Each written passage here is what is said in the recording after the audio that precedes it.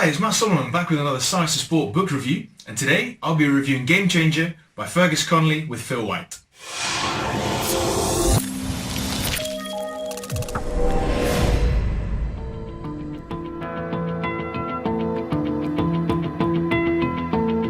The book provides advice on how you can improve as a high-performance practitioner in elite sport, with a specific focus on team sports. The book itself is split into 4 different sections: the game, the athlete, the preparation, and the coach.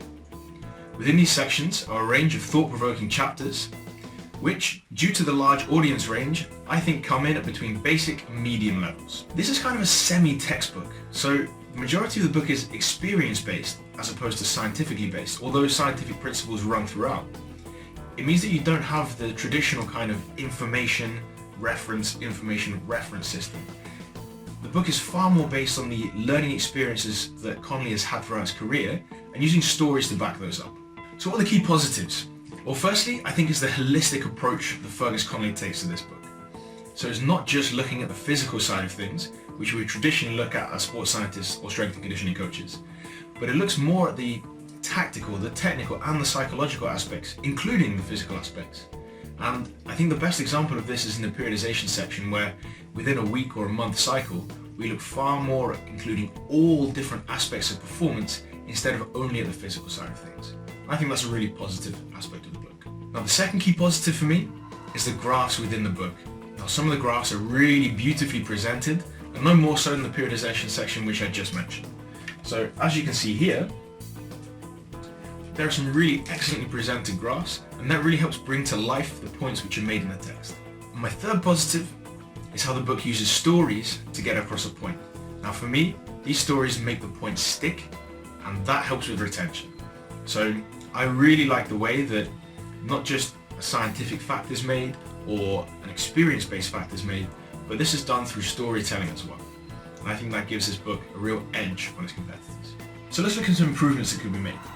Now, personally, I'd like a little bit more scientific information in there. I think that the blend of experience and science is really important, but I think also in a lot of sections we could benefit from a little bit of extra science in there. So that would be an interesting one to see whether that could be improved in the future. Secondly, I think there's some areas which could get to the point a little bit quicker. So the book is really big, it's 400 plus pages. And I think that some of the information could be a little bit more concise and save us a lot of time on reading. And thirdly, I found the book difficult to read in some places. I found it difficult to come back to it, and sometimes I wasn't engaged as much as I could have been.